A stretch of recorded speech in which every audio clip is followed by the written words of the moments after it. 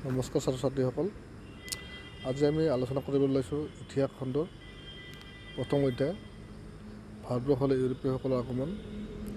ইয়াতে কেইটামান টপিকছ দিয়া হৈছে। এই টপিককেইটাৰ ওপৰত ভিত্তি কৰি প্ৰশ্নবিলাক প্ৰস্তুত কৰা হৈছে। এই টপিককেইটা হৈছে ভাৰতবৰ্ষলৈ ইংৰাজসকলৰ আগমন, কোম্পানীৰ আমল, চিপাহী বিদ্ৰোহৰ সূচনা, চিপাহী বিদ্ৰোহৰ ফলাফল, ইংলেণ্ডৰ আৰু প্ৰত্যক্ষ শাসনৰে ভাইচৰয়ৰ লৰ্ড কেনিংৰ দ্বিতীয় কাৰ্যকাল, ইষ্ট ইণ্ডিয়া ছাত্ৰ শাসন, অসামৰিক ভাৰতীয়কৰণ। গতিকে ইয়াৰ ওপৰতে ভিত্তি কৰি কুৱেশ্যনবিলাক প্ৰস্তুত কৰা হৈছে। গতিকে ব'ল আমি আগলৈ আগবাঢ়ি যাওঁ। ভাৰতবৰ্ষলৈ ইউৰোপীয়সকলৰ আগমন অতি চমুত্তৰ প্ৰশ্ন। কুৱেশ্যন নম্বৰ 1, ভাৰত আৰু পাশ্চাত্যৰ মাজত সাগৰীয় পথ আৱিষ্কাৰ কৰা প্ৰথম পৰ্তুগীজ নাবিকজন কোন? তেওঁ কেতিয়া আৰু ভাৰতত ক'ত পোনপ্ৰথমে উপস্থিত হৈছিল?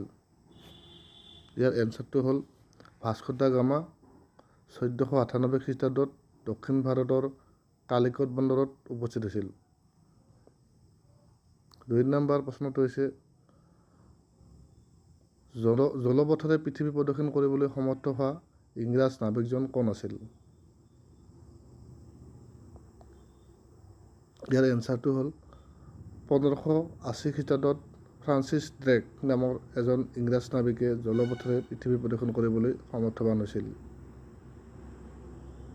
কুৱেশ্যন নম্বৰ 3, ভাৰতৰ ভূমিত পোনপ্ৰথমে কোন ইংৰাজ নাবিকে অনুমতি পত্ৰ লৈ কেতিয়া প্ৰৱেশ কৰিছিল?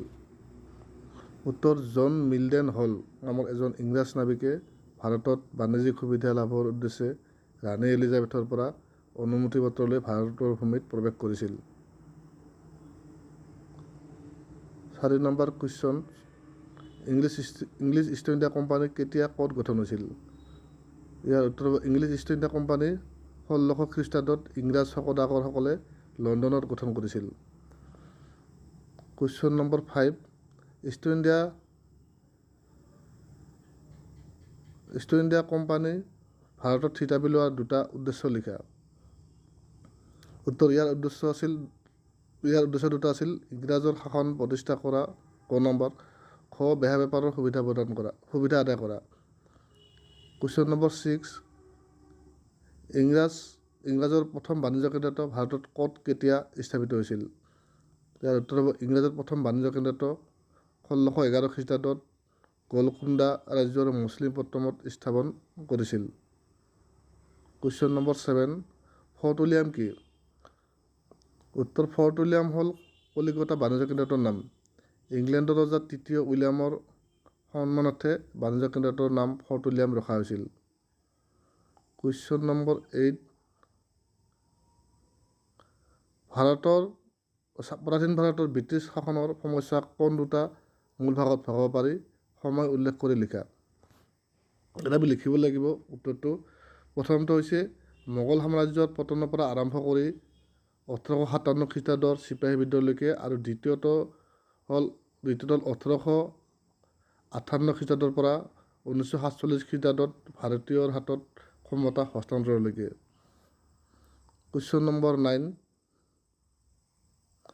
ভাৰত চৰকাৰ আইন কোনে কেতিয়া কি উদ্দেশ্যত প্ৰণয়ন কৰিছিল? উত্তৰ, ব্ৰিটিছ সংসদে 1858 খ্ৰীষ্টাব্দৰ 2 আগষ্ট তাৰিখে ভাৰত চৰকাৰ আইন প্ৰণয়ন কৰিছিল। এই আইনে ইংলেণ্ডক চৰকাৰক পোনপটীয়াকৈ ভাৰত শাসন কৰাৰ ক্ষমতা দিছিল। কুৱেশ্যন নম্বৰ 10, ভাৰত পৰিষদ আইন কেতিয়া আৰু কি উদ্দেশ্যত প্ৰণয়ন কৰিছিল? উত্তৰ, 1861 খ্ৰীষ্টাব্দত ব্ৰিটিছ সংসদে ভাৰতীয় পৰিষদ আইন নামৰ এখন আইন প্ৰণয়ন কৰিছিল। এই আইনখনৰ উদ্দেশ্য আছিল আধুনিক প্ৰশাসন ব্যৱস্থাটোৰ সৈতে শিক্ষিত ভাৰতীয়ক চিনাকি কৰি দিয়া। এতিয়া আমি চমু আৰু দীঘল উত্তৰৰ প্ৰশ্নবিলাক ইয়াত আলোচনা কৰিম। 1 নম্বৰ হ'ল ইয়াতে 1 নম্বৰ প্ৰশ্নটো হৈছে ইংৰাজে ভাৰতৰ লগত বাণিজ্য চুক্তি কৰিবলৈ কৰা প্ৰচেষ্টা কেতিয়া সম্পূৰ্ণ হৈছিল? তাৰ পদক্ষেপসমূহ সংক্ষেপে লিখা। এইটো কিছু দীঘলীয়া প্ৰশ্ন। ইয়াৰ উত্তৰটো হ'ব ইংৰাজে ভাৰতৰ লগত বাণিজ্য চুক্তি কৰিবলৈ কৰা প্ৰচেষ্টা 1715 খ্ৰীষ্টাব্দত সম্পূৰ্ণ হৈছিল। তাৰ পদক্ষেপসমূহ এনেধৰণৰ আছিল। ক নম্বৰ 1608 খ্ৰীষ্টাব্দত ইংলেণ্ডৰ ৰজা প্ৰথম জেমছে ভাৰতৰ সৈতে বেহা বেপাৰ কৰাৰ উদ্দেশ্যে কেপ্টেইন উইলিয়াম হকিংছ নামৰ এজন ব্ৰিটিছ সদাগৰৰ যোগেদি মোগল সম্ৰাট জাহাংগীৰলৈ এখন আবেদন পত্ৰ প্ৰেৰণ কৰিছিল। কেপ্টেইন হকিংছে প্ৰায় 2 বছৰ কাল মোগল সাম্ৰাজ্যত থাকি সম্ৰাটৰ পৰা বেহা বেপাৰৰ সা সুবিধা আদায়ৰ চেষ্টা কৰিছিল। সম্ৰাট জাহাংগীৰে হকিংছে আগবঢ়োৱা চুক্তিপত্ৰত নামঞ্জুৰ কৰিছিল। খ নম্বৰ হৈছে 1615 খ্ৰীষ্টাব্দত ইংলেণ্ডৰ ৰজা জেমছে পুনৰ ছাৰ টমাছ নামৰ আন এজন ইংৰাজক জাহাংগীৰৰ ওচৰলৈ প্ৰেৰণ কৰিছিল। ছাৰ টমাছৰ লগত কোনো ধৰণৰ বাণিজ্যিক চুক্তি হোৱা নাছিল যদিও সম্ৰাট জাহাংগীৰে ইংৰাজ সদাগৰসকলক চুৰাটৰ বাণিজ্যিক কুঠি স্থাপনৰ অনুমতি প্ৰদান কৰিছিল। গ নম্বৰ হ'ল 1715 খ্ৰীষ্টাব্দত জন চাৰমানৰ নেতৃত্বত ইংৰাজ লোকৰ এটা সজাতিৰ দলে মোগল সম্ৰাট ফাৰুক ছিয়াৰক সাক্ষাৎ কৰি পুনৰ বাণিজ্যিক চুক্তিৰ প্ৰস্তাৱ আগবঢ়াইছিল। সেই সময়ত ৰোগাক্ৰান্ত সম্ৰাট ফাৰুক ছিয়াৰক সজাতি দলটোৰ চিকিৎসক ডাক্তৰ হেমিল্টনে সম্ৰাটৰ ৰোগ নিৰাময় কৰাৰ সজাতি দলটোৰ ওপৰত সম্ৰাটে সদয়ৰ ভাৱ দেখুওৱাৰ সুযোগত সম্ৰাটৰ পৰা ইংৰাজ সদাগৰসকলে 3খন ফৰমান আদায় কৰে আৰু ইষ্ট ইণ্ডিয়া কোম্পানীৰ সমগ্ৰ ভাৰতবৰ্ষত নিৰ্বিঘ্নে বেহা বেপাৰ কৰাৰ ৰাজকীয় অনুমতি লাভ কৰে। ইয়াৰ 2 নম্বৰ দীঘলীয়া প্ৰশ্নটো হৈছে ইষ্ট ইণ্ডিয়া কোম্পানী কেনেকৈ ভাৰতৰ 3টা মূল স্থানত বাণিজ্য কেন্দ্ৰ স্থাপন কৰিছিল আৰু তাৰ বিনিময়ত 3টা মূল কৌশল সম্পৰ্কে লিখা। উত্তৰ: ইষ্ট ইণ্ডিয়া কোম্পানীয়ে ভাৰতৰ 3টা মূল স্থানত বাণিজ্য কেন্দ্ৰ স্থাপন কৰাৰ 3টা মূল কৌশল হ'ল ক নম্বৰ 1611 চনত গোলকুণ্ডা ৰাজ্যৰ চুলতানৰ পৰা অনুমতি লৈ কোম্পানীয়ে মছলিপট্টমত বাণিজ্য কেন্দ্ৰ স্থাপন কৰে। 1636 খ্ৰীষ্টাব্দত কোম্পানীয়ে আৰমাগাঁৱত দ্বিতীয়টো বাণিজ্য কেন্দ্ৰ মুকলি কৰিছিল। 1639 খ্ৰীষ্টাব্দত চন্দ্ৰগিৰিৰ ৰজাৰ লগত চুক্তি কৰি মাদ্ৰাজৰ কাষৰীয়া ঠাই এটুকুৰা লৈ আৰমাগাঁৱৰ বাণিজ্য কেন্দ্ৰটো তুলি নিছিল। নতুন নামকৰণ কৰা হৈছিল ফৰ্ট ছেইণ্ট জৰ্জ। খ নম্বৰত হৈছে 1661 খ্ৰীষ্টাব্দত ইংলেণ্ডৰ ৰজা দ্বিতীয় চাৰ্লছে পৰ্তুগীজ ৰাজকন্যা কেথৰিনক বিয়া কৰাই যৌতুক হিচাপে বোম্বাই চহৰ লাভ কৰিছিল। ৰজা চাৰ্লছে 1648 খ্ৰীষ্টাব্দত 50,000 পাউণ্ড ঋণৰ বিনিময়ত বোম্বাই ইংৰাজ কোম্পানীক হস্তান্তৰ কৰিছিল। গ নম্বৰ 1690 খ্ৰীষ্টাব্দত জব চাৰ্নক নামৰ কোম্পানীৰ এজন বিষয়াই বংগৰ নবাবৰ লগত কৰা এখন চুক্তিৰ যোগেদি বছৰি 1200 টকাৰ খাজনাৰ বিনিময়ত কালীঘাট অৰ্থাৎ কলিকতা বৰ্তমান চুটানুটে আৰু গোবিন্দপুৰ নামৰ 3খন গাঁৱৰ জমিদাৰী স্বত্ব লাভ কৰি বাণিজ্য কেন্দ্ৰ স্থাপন কৰিছিল। 3খন ঠাইৰ সমষ্টিয়ে পিছলৈ কলিকতা নগৰৰ ভেটিলৈ ৰূপান্তৰ হৈছিল। 3 নম্বৰ কুৱেশ্যন হৈছে ভাৰতত ব্ৰিটিছ সাম্ৰাজ্যবাদ প্ৰতিষ্ঠাৰ পথ সুগম কৰি তোলা ইষ্ট ইণ্ডিয়া কোম্পানীৰ আটাইতকৈ উল্লেখযোগ্য ব্যক্তিজন কোন? তেওঁ কি কৌশলেৰে ব্ৰিটিছ সাম্ৰাজ্যৰ লাইখুটা স্থাপন কৰিছিল? 4টা যুক্তিৰে লিখা। ভাৰতত ব্ৰিটিছ সাম্ৰাজ্যবাদৰ প্ৰতিষ্ঠাৰ পথ সুগম কৰি তোলা ইষ্ট ইণ্ডিয়া কোম্পানীৰ উল্লেখযোগ্য ব্যক্তিজন হ'ল ৰবাৰ্ট ক্লাইভ। ভাৰতত ব্ৰিটিছ সাম্ৰাজ্যবাদৰ লাইখুটা স্থাপন কৰা ৰবাৰ্ট ক্লাইভৰ কূটকৌশলসমূহ হ'ল 1 নম্বৰ হৈছে ক্লাইভে নিজৰ কোম্পানীৰ স্বাৰ্থত আনবোৰ বিদেশী ইউৰোপীয়ান কোম্পানীক ভাৰতৰ পৰা বহিষ্কাৰ কৰাৰ আঁচনি লৈছিল। ক্লাইভে যুদ্ধ নাইবা মিত্ৰতাৰ পাখেৰে দেশীয় ৰজাসকলক কোম্পানীৰ ফুলীয়া কৰিবলৈ প্ৰচেষ্টা চলাইছিল। 3 নম্বৰ বংগৰ নবাব, হায়দৰাবাদৰ নিজাম, আৱাধৰ নবাব, ৰাজপুতনাৰ ৰজা আদিয়ে কোম্পানীৰ সৈতে মিত্ৰতা কৰি প্ৰত্যেকেই নিজৰ কৰ্তৃত্ব বিসৰ্জন দিব লগা হৈছিল। 4 নম্বৰ চিপাহী বিদ্ৰোহ সৃষ্টিৰ কাৰণবোৰ লিখা। এইটো এটা গুৰুত্বপূৰ্ণ প্ৰশ্ন। ইয়াৰ উত্তৰটো হ'ল চিপাহী বিদ্ৰোহৰ সূচনা ইংৰাজৰ 100 বছৰীয়া ৰাজনৈতিক, অৰ্থনৈতিক আৰু সামাজিক পটভূমিত নিহিত হৈছিল। ইয়াৰ 4টা উল্লেখযোগ্য কাৰণ তলত দিয়া হ'ল। 1 নম্বৰ কাৰণটো হ'ল ৰাজকীয় শ্ৰেণী আৰু জনগণৰ অশান্তিয়ে বিদ্ৰোহৰ পৰিৱেশ সৃষ্টি কৰিছিল। 2 নম্বৰ 1835 খ্ৰীষ্টাব্দত কোম্পানীৰ মুদ্ৰাৰ পৰা মোগল সম্ৰাটৰ নামটো আঁতৰাই পেলোৱা। 3 নম্বৰ ৰাজকীয় পাৰ্চী ভাষাক উচ্ছেদ কৰি সাধাৰণত ইংৰাজী ভাষা প্ৰচলন কৰাৰ প্ৰতিক্ৰিয়া হিচাপে। 4 নম্বৰ লৰ্ড ডেলহাউছিৰ প্ৰতিক্ৰিয়াশীল শাসনে সকলো ধৰ্মাৱলম্বী ভাৰতীয়ৰ মনত অশান্তিৰ পৰিমাণ দুগুণ বঢ়াই তুলিছিল। 5 নম্বৰ, চিপাহী বিদ্ৰোহৰ 4টা উল্লেখযোগ্য ফলাফল উল্লেখ কৰা। চিপাহী বিদ্ৰোহৰ 4টা উল্লেখযোগ্য ফলাফল হ'ল: 1 নম্বৰ, চিপাহী বিদ্ৰোহৰ ভয়ানক আন্দোলনে ইংলেণ্ডবাসীৰ মনত ইষ্ট ইণ্ডিয়া কোম্পানীৰ প্ৰতি তীব্ৰ বিতৃষ্ণাৰ ভাৱ সৃষ্টি হৈছিল। ভাৰতীয়ৰ ক্ষোভ, যন্ত্ৰণা, বিদেশী শাসকৰ বিৰুদ্ধে গঢ়ি উঠা গভীৰ আস্থাহীনতাৰ মনোভাৱ আৰু আক্ৰমণ প্ৰতি-আক্ৰমণৰ ঘটনাই সৃষ্টি কৰা হত্যাকাণ্ডই ইংলেণ্ডবাসীক চিন্তিত কৰি তুলিছিল। ভৱিষ্যতে যাতে এনে ঘটনাৰ পুনৰাই নহয় তাৰ প্ৰতি লক্ষ্য ৰাখি ব্ৰিটিছ চৰকাৰে ভাৰতবৰ্ষৰ শাসন ব্যৱস্থাটোৰ ওপৰত একাণপতীয়াকৈ মনোযোগ দিবলৈ বাধ্য হৈছিল। 2 নম্বৰটো হ'ল, ব্ৰিটিছ সাংসদে 1858 খ্ৰীষ্টাব্দৰ 2 আগষ্ট তাৰিখে ভাৰত চৰকাৰৰ আইন প্ৰণয়ন কৰিছিল। এই আইনে ইংলেণ্ডৰ চৰকাৰক পোনপটীয়াকৈ ভাৰতৰ শাসন কৰাৰ ক্ষমতা দিছিল। 3 নম্বৰ, বিদ্ৰোহৰ পৰোক্ষ ফল হিচাপে ভাৰতীয় সমাজত থকা সামন্তযুগীয় ইচ্ছাবলীতাৰ অৱসান ঘটিছিল আৰু আধুনিক পাশ্চাত্য সংস্কৃতিৰ প্ৰতি ভাৰতীয়সকল আকৰ্ষিত হৈছিল।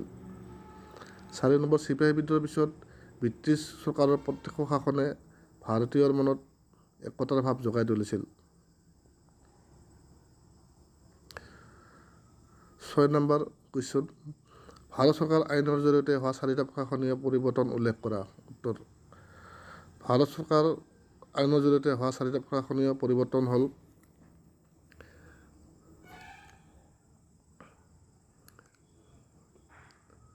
এই আইনৰ জৰিয়তে ভাৰত শাসনৰ দায়িত্ব ইংলেণ্ড চৰকাৰৰ হাতত ন্যস্ত কৰাৰ ফলস্বৰূপে কোম্পানীৰ আমলত থকা নিয়ন্ত্ৰণ পৰিষদ আৰু সঞ্চালক সভাৰ কৰ্তৃত্বৰ অৱসান ঘটাইছিল। 2 নম্বৰ, নতুন আইন অনুসৰি ভাৰত শাসন সম্বন্ধীয় সকলো দায়িত্ব আৰু ক্ষমতা ব্ৰিটিছ মন্ত্ৰীসভাৰ এজন সদস্যৰ হাতত অৰ্পণ কৰা হয়। ভাৰতৰ শাসন ক্ষমতাৰ সৈতে প্ৰত্যক্ষভাৱে জড়িত হোৱা মন্ত্ৰীজনক ভাৰত সচিব বোলা হয়। 3 নম্বৰ, ভাৰত চৰকাৰ আইন অনুসৰি ভাৰতবৰ্ষৰ সৰ্বোচ্চ শাসনকৰ্তা হিচাপে গভৰ্ণৰ জেনেৰেল থাকিল যদিও তেওঁক ভাইচৰয় অৰ্থাৎ ৰাজপ্ৰতিনিধিৰ খিতাপ প্ৰদান কৰা হয়। 4 নম্বৰ, এই আইনে ভাইচৰয় আৰু প্ৰাদেশিক মুৰব্বীজনক নিযুক্তি দিয়াৰ ক্ষমতা ইংৰাজ চৰকাৰৰ হাতত ন্যস্ত কৰাৰ লগতে কোম্পানীৰ সামৰিক বাহিনী ব্ৰিটিছ চৰকাৰৰ তলতীয়া কৰিছিল। 7 নম্বৰ, লৰ্ড কেনিঙৰ দুটা প্ৰধান সংস্কাৰৰ বিষয়ে লিখা। লৰ্ড কেনিঙৰ দুটা প্ৰধান সংস্কাৰৰ বিষয়ে তলত উল্লেখ কৰা হ'ল: লৰ্ড কেনিঙে ভাৰতীয় ৰজা আৰু দেশীয় শাসকৰ মনত সৃষ্টি হোৱা অশান্তি, সন্দেহ আদি আঁতৰাবলৈ বিচাৰিছিল।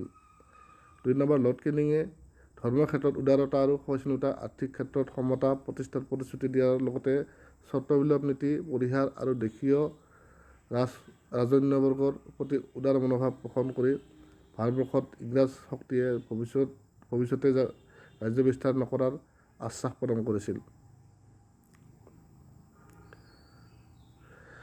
8 নম্বৰ, ভাৰতীয় পৰিষদ আইনৰ 2টা গুণ আৰু দোষ আলোচনা কৰা।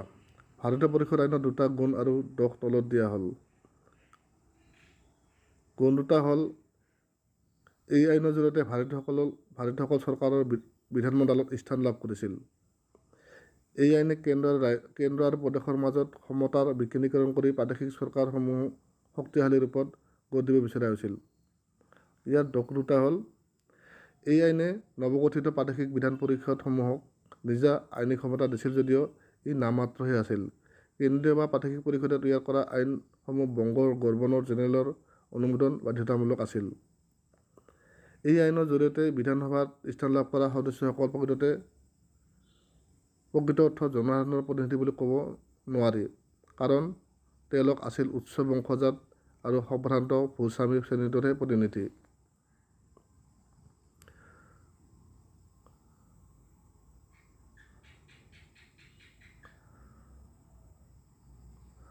9 নম্বৰ, ইংৰাজৰ সময়ত স্থানীয় স্বায়ত্ত শাসনৰ জৰিয়তে হোৱা পৰিৱৰ্তনসমূহ আলোচনা কৰা।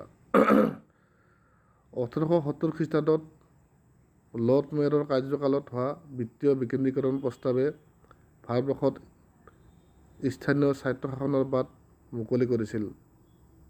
ইয়াৰ জৰিয়তেই ভাৰতীয় শাসন ব্যৱস্থাত অধীনত গ্ৰামাঞ্চলত এখনকৈ প্ৰাথমিক বোৰ্ড গঠনৰ ব্যৱস্থা ৰাখিছিল। ইয়াৰ অধিকাংশ সদস্যক নিৰ্বাচন কৰা হৈছিল। 3 নম্বৰ, ভাৰতবৰ্ষত এই শাসন কাৰ্যকৰী কৰিবলৈ জিলা আৰু মহকুমা পৰ্যায়ত লোকেল বোৰ্ড গঠন কৰিছিল। 4 নম্বৰ, 1882 খ্ৰীষ্টাব্দত স্থানীয় স্বায়ত্তশাসনৰ প্ৰস্তাৱমৰ্মে নগৰীয়া এলেকাত নগৰপালিকা আৰু পৌৰসভা গঠন কৰা হৈছিল।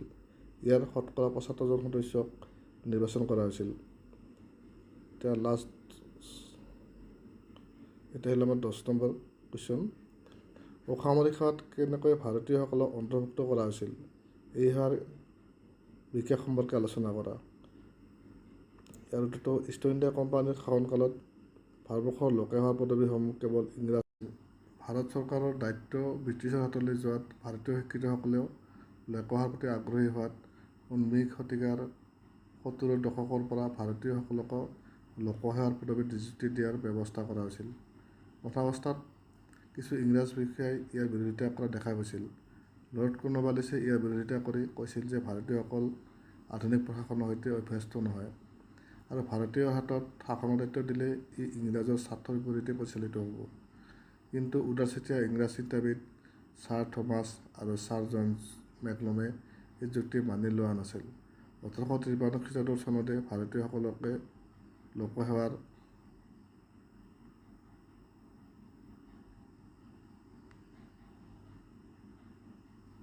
পৰীক্ষাত অৱতীৰ্ণ হোৱাৰ বাবে অনুমতি দিছিল। কিন্তু এই পৰীক্ষা ইংলেণ্ডত অনুষ্ঠিত হোৱাৰ বাবে কম সংখ্যক ভাৰতীয়ইহে অৱতীৰ্ণ হ'ব পাৰিছিল। 1858 খ্ৰীষ্টাব্দৰ মহাৰাণীৰ ঘোষণাপত্ৰই দেশীয় লোকৰ সুবিধা অনুযায়ী এই পৰীক্ষা ভাৰততে অনুষ্ঠিত কৰাৰ উপদেশ দিছিল। 1864 খ্ৰীষ্টাব্দত প্ৰথমজন ভাৰতীয় সত্যেন্দ্ৰনাথ ঠাকুৰ ভাৰতীয় লোকসেৱাৰ পদবী লাভ কৰিছিল। 1853 খ্ৰীষ্টাব্দৰ চনতে লোকসেৱাৰ বাবে প্ৰতিযোগিতামূলক পৰীক্ষা অনুষ্ঠিত কৰাৰ বাবে নিৰ্দেশ দিছিল আৰু তেতিয়াৰ পৰাই ভাৰতত ইয়াৰ বিকাশ আৰম্ভ হোৱা বুলি ক'ব পাৰি। প্ৰথম অৱস্থাত বয়সৰ সীমালৈ কিছু বিতৰ্কৰ সূচনা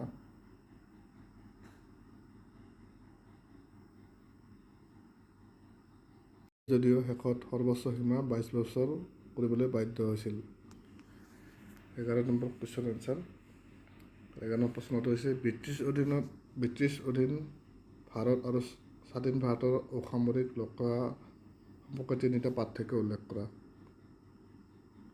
ব্ৰিটিছৰ অধীন ভাৰত আৰু স্বাধীন ভাৰতৰ অসামৰিক লোকসেৱা সম্পৰ্কে তিনিটা পাৰ্থক্য হ'ল: 1 নম্বৰ হ'ল ব্ৰিটিছৰ অধীন ভাৰতত অসামৰিক লোকসেৱা আয়োগৰ বয়সৰ সীমা 22 বছৰ আছিল, কিন্তু স্বাধীন ভাৰতবৰ্ষত বয়সৰ সীমা 25 বছৰ কৰা হৈছিল। ব্ৰিটিছৰ অধীনত সৰ্বভাৰতীয় পৰ্যায়ত এই পৰীক্ষা অনুষ্ঠিত কৰা হৈছিল, কিন্তু স্বাধীন ভাৰতত সৰ্বভাৰতীয় আৰু প্ৰাদেশিক পৰ্যায়ত লোকসেৱা আয়োগ গঠন কৰা হৈছিল।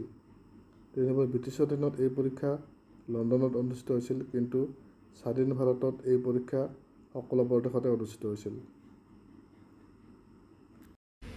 আচলতে ভিডিঅ'টো প্ৰস্তুত কৰোঁতে কিছু খৰতকীয়া হোৱাৰ বাবে কিছুমান শব্দৰ উচ্চাৰণ আৰু বানান ভুল হৈ যাব পাৰে। সেইখিনি তোমালোকে নিজে ঠিক কৰি ল'বা। আৰু যদি ভিডিঅ'টো ভাল লাগিছে তেতিয়াহ'লে তোমালোকে চেনেলটো ছাবস্ক্ৰাইব কৰি ল'বা আৰু লাইক, কমেণ্ট, শ্বেয়াৰ আৰু বেল আইকনটো টিপিবলৈ নাপাহৰিবা। ধন্যবাদ।